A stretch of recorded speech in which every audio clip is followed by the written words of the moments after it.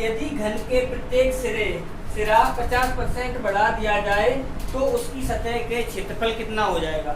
100%, 125%, 150% या 75%। तो उन्होंने क्या कहा है, जो हम पीछे वाला मेथड बताते हैं, उन्होंने कहा है 50% बढ़ा दें तो 50 प्लस का 50 प्लस 50 इंटू 50 बटे में आ गया 100। ठीक, 1 2 ये हो गया 25 और ये टोटल हो गया 100, तो 125, यानी इसका मतलब है कितना बढ़ जाएगा? 125% हो जाएगा। दूसरा मेथड क्या है, देखो 50% बढ़ा रहे हैं तो 50% बढ़ाने का मतलब 150 कर रहे होंगे, और यहाँ पर भी कितना कर रहे होंगे? 150, और बटे में कर दो 100। 1 2 1 2 कितना हो जाएगा? 225। 225 में से 100 घटा दोगे कितना बचेगा? 125 ही बचेगा। इसका मतलब यहाँ से भी आंसर 125 ही आ जाएगा। ठीक, ये हो गया। अब ये कह रहे हैं कि एक वर्ग की लंबाई और चौड़ाई में 30% और 20% की वृद्धि की जाती है, तो इस बने आयत का क्षेत्रफल कितना ज्यादा हो जाएगा? 46%, 56% और 66% और 42%। तो वो क्या कह रहे हैं, जो लंबाई 30% बढ़ा रहे हैं, दोनों तरीके, जो लंबाई 30% प्लस 20% और प्लस 30 इंटू 20 बटे में आ गया 100। 3 दूनी 6, ये हो गया 50, टोटल मिला के कितना हो गया? 56% हो गया। ये हमारा आंसर हो गया। इस मेथड से भी करना चाहें तो इसे हम कर सकते हैं। कैसे? ये कितना हो जाएगा? 130 इंटू ये हो जाएगा 120 बटे में हो जाएगा 100, 1 2 और ये 13 दूनी 26, 13 1 13 15। ठीक, 100 घटा दिया, कितना बच गया? 56 बच गया। आंसर वही है, चाहे किसी भी मेथड से करो आप। ठीक है। दूसरा नेक्स्ट क्वेश्चन क्या कहता है, एक वृत्त की त्रिज्या 50% बढ़ा दी जाए तो उसके क्षेत्रफल में कितनी वृद्धि हो जाएगी? तो 50% बढ़ा रहे हैं तो 50% का मतलब 150 कर दिया इंटू 150 कर दिया बटे में आ गया 100। यहाँ से ये कैंसिल किया, ये हो गया 225, यानी कितना बढ़ेगा? 125% बढ़ जाएगा। ठीक है, ये हो गया। अब ये कह रहे हैं एक वर्ग की भुजा 30% बढ़ा दी गई तो क्षेत्रफल उतना ही रखने के लिए दूसरी भुजा कितनी घटानी पड़ेगी? ये मैंने कल वाला मेथड ही, ये क्वेश्चन आ गया कल वाला। क्या कह रहे हैं? 30% बढ़ा दी गई है, ठीक, और क्षेत्रफल में कमी भी ना हो तो 30 बटे में कितना बढ़ा रहे हैं, इसलिए यहाँ पर हो गया 130 इंटू में हो गया 100। एक ही कटेगी, ये हो जाएगा 300 बटे में आ जाएगा 13%। ठीक, तो ये हो गया। अब क्या यहाँ से ये क्या, नेक्स्ट क्वेश्चन है आपका,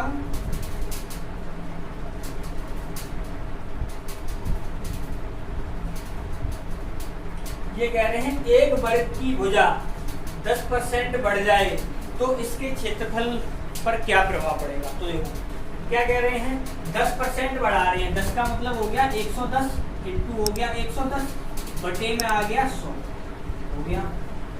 ये कितना हो गया? 121 हो गया, घटा दो 100, कितना बच गया? 21% ही तो बच गया। आंसर आ गया। ठीक है, आई होप आपको वीडियो पसंद आ रहा होगा। तो ये तो हो गए आपके किस पर आधारित, इस पर आधारित। ठीक, अब करते हैं किस पर आधारित क्वेश्चन करते हैं। अब हम बात करेंगे आय पर आधारित, यानी जो आय बचत खर्च पर आधारित क्वेश्चनों को, तो उनका बेस समझते हैं, तो उन्हें देखते हैं कैसे करना है। ठीक है, तो उसके लिए क्या करेंगे, क्वेश्चन को ही टारगेट बनाएंगे। तो क्या कहता है, तो देखो पहला क्वेश्चन है, राम कुल आय का 20% मकान के किराए पर खर्च करता है। 20% आय का, तो देखो पहली बात तो जो आय होगी बचत भी होगी उसमें और उसमें खर्च भी होगा।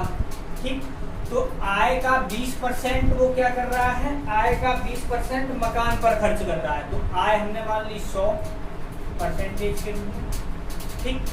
तो बचत वो सॉरी मकान पर 20% खर्च कर रहा है, ठीक है 20% खर्च कर रहा है।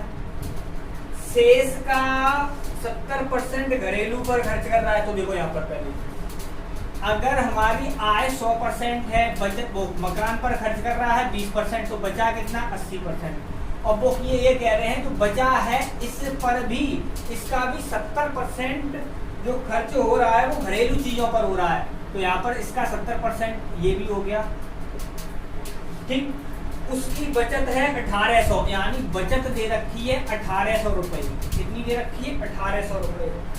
तो उसकी कुल आय निकालनी है 8000, 7500, 7800 या 7000। तो देखो कैसे करेंगे। उन्होंने ये दे रखा है आपको इतना, कितना हो गया 7 अट्ठे 56, ये हो गया 7 अट्ठे 56, ये हो गया। अब यहाँ पर 56 ये हो गया और 56 और 20 कितना हो गया, ये हो गया आपका 76। बचा कितना 24%, क्योंकि 100 में से 76 घटा दिया, क्योंकि ये जोड़ दिया, क्योंकि इसका बचा हुआ ये था और 70% और था। तो यहाँ से मैंने क्या किया है, यहाँ गुणा किया 56% निकलेगा इसका और 20% ये, तो 20 और 56 कितना हो गया, टोटल 76 हो गया। और 76 100 में और 76 में अंतर कितने का है 24% का। तो यही तो आपकी दे रखी है बचत, यानी 24% का मान दे रखा है आपको कितना 1800। तो 6 से काटा 6 दिए 18, 6 चौक 24, ये 25, 25 के 75, यानी ये हो गया। इसका मतलब एक का मान आया है 75, तो 100 का मान कितना हो जाएगा, क्योंकि हमने 100% के रूप में लिया था। तो ये हो जाएगा कितना 75। इसका मतलब आंसर कितना आएगा 7500 आंसर आ जाएगा। नेक्स्ट क्वेश्चन देखते हैं। ये कह रहा है एक आदमी अपनी आय का 24% मकान के किराए पर, 62% परिवार की आय पर खर्च करता है, शेष आय की बचत करता है। यदि बचत कितनी हो 6300 रुपए हो तो कुल आय निकालनी है। तो देखो यहाँ पर 24% कर रहा है मकान पर, तो आप लिखना चाहें तो बिल्कुल वैसे ही, क्या है आय बचत खर्च। आय क्या किया 100% हर उसकी तरह। अब वो ये कह रहे हैं जो खर्च कर रहा है वो 24% कर रहा है और 62% कर रहा है घर पर। तो 24% प्लस 62%, तो टोटल हो कितना गया 6 8, यानी ये हो गया 86%। बच कितना गया 14%। और ये बचत कितनी कर रहा है, ये कह रहे हैं बचा कितना रहा है 6300, यानी 6300 रुपये बचा रहा है। तो इसका जो अंतर आया है, क्योंकि आय में से भाई खर्च घटाएंगे तभी तो बचत बचेगी। तो यहाँ से जो 6300 दे रखा है वो दे रखा है आपको 14% का मान, ठीक। तो 14 का मान दे रखा है आपको कितना 63, ठीक।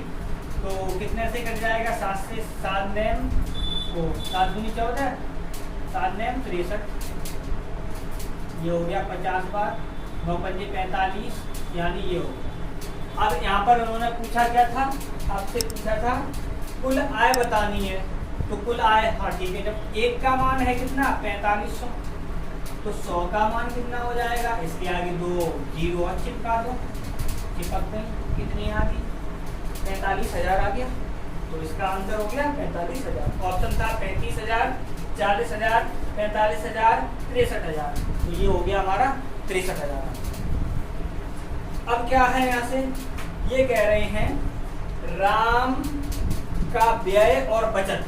तो देखो राम है आय, बिल्कुल वही आय, बचत और क्या होगा खर्च होगा।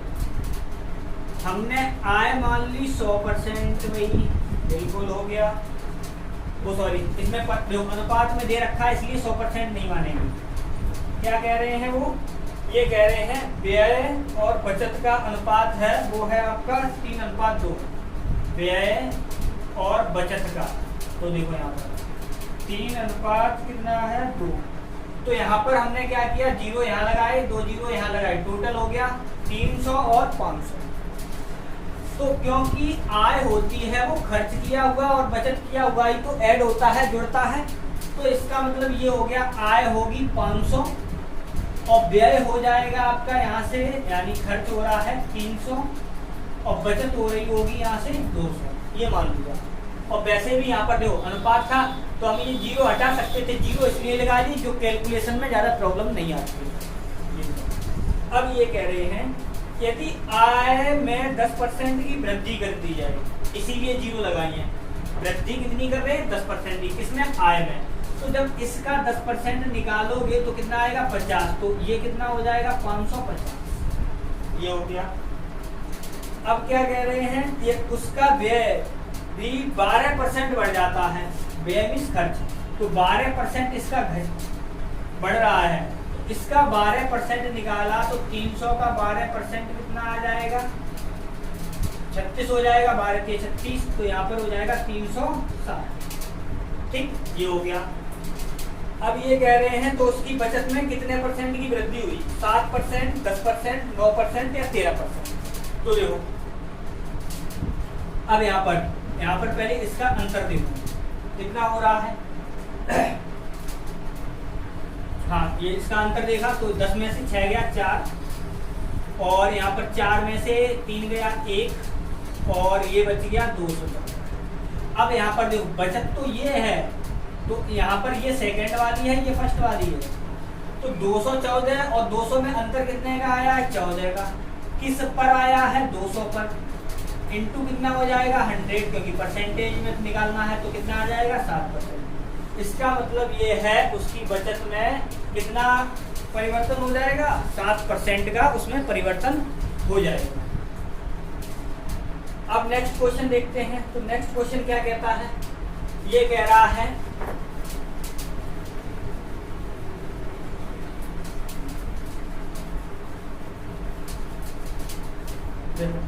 ये कहता है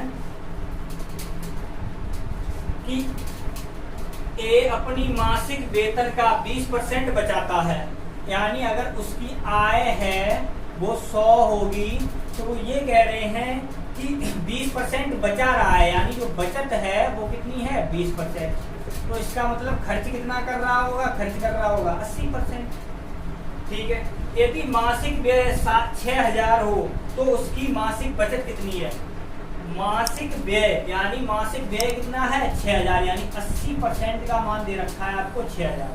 तो यहाँ से ये किया और यहाँ से कितना, 8 से काट दो सीधा ही, 8 से 8 पंजे 40, 8 सत्ते 56 और 4 बच गया